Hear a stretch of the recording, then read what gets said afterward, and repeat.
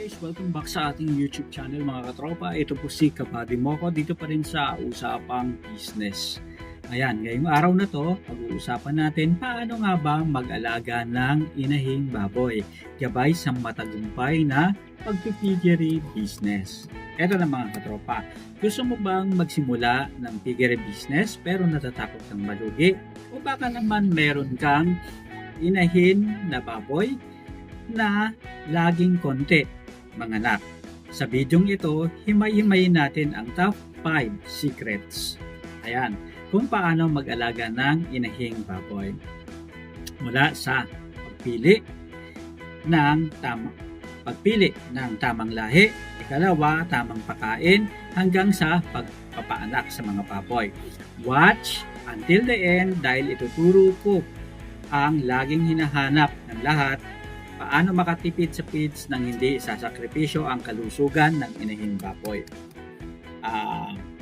Huwag niyong kalimutan mag-subscribe and hit the notification bell para lagi kayong updated. So ngayon na, simulan na natin mga katropa. Number 1 tip is tamang pagpili ng candidate o yung foundation na tinatawag sa pag-aalaga ng inahing baboy.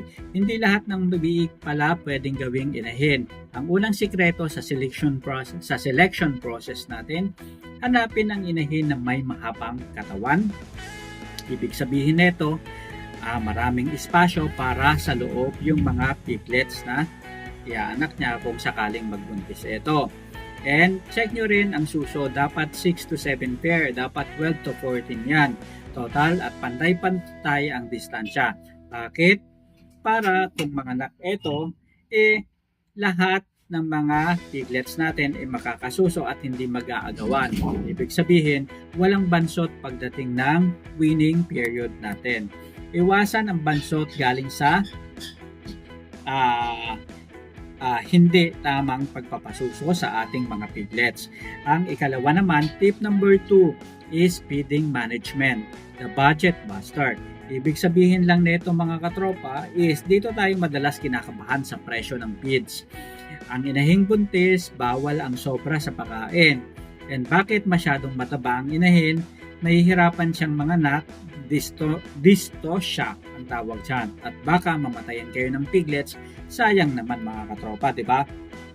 So halimbawa, sa gestation stage o buntis yung ating mga baboy, control feeding lang. Mga 2 kilos to 2.5 kilograms per day ang ipakain natin sa ating mga alagang baboy. And sa lactation stage naman mga katropa, is dito nyo na ibuhos ang pakain. Kailangan niya kasi ng enerhiya para at least yung gatas na ma-produce niya is tamang-tama sa mga piglets natin mga katropa. Isa pa mga tropa, alternative tips din is pwede pala tayong maghalo ng kangkong o madre de agua para sa pagkain sa ating mga alagang hayop. Makakatulong ito para dagdag vitamins and pampabusog na rin ng hindi masyadong mahal ang ginagastos natin. So tip number 3 mga katropa is pagdating naman sa biosecurity and health. Ibig sabihin, ito yung magiging shield natin para maging profitable ang ating baboyan. Okay.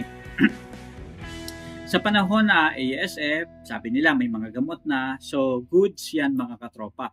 At least, mayroon na tayong vaccine and makakatulong ito para at least hindi tayo na babawasan yung mga inventory natin ng mga baboy. Ayan.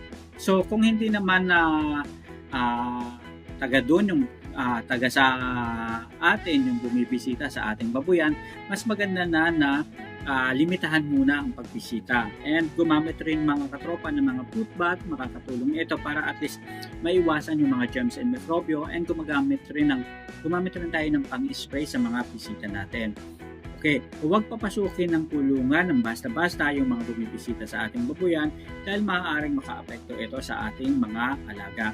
Ang foot bath ay makakatulong sa atin bilang disinfectant sa bawat pinto ng ating babuyan. Siguraduhin ding updated ang mga bakuna sa ating inahin laban sa number 1 at cholera and parvovirus para iwas na mabawasan, mamatay ang mga piglets bago pa ito ilabas sa tiyan ng ating mga inahin. And tip number 4 mga katropa is signs of farrowing. Ibig sabihin, ito yung the big day na pinaka-inaantay natin. So, paano ba malalaman kung manganak na ang iyong baboy? Una, magiging balisa ang inahin. Kalawa naman, pinipiga ang suso at kapag ito ay may lumalabas na nagatas o colostrum, ibig sabihin, maaaring napakalapit na talaga niyang manganak o yan na yung araw ng panganganak niya. And make sure lang na i-monitor natin ito kasi maaaring within 12 hours to 24 hours talagang lalabas na yung mga piglets natin. Sayang naman kung hindi natin paghahandaan and magkakaroon ng mortality ang dahil lang sa kapabayaan natin for a few days, 'di ba? Yung time na yun ng mga anak, doon pa tayo nagpabaya. And maganda rin mga katropa na malinis na basahan, gunting para sa pusod at syempre iodine. Huwag mataranta. Ang stress kasi ng mga nag-aalaga, normal lang yan.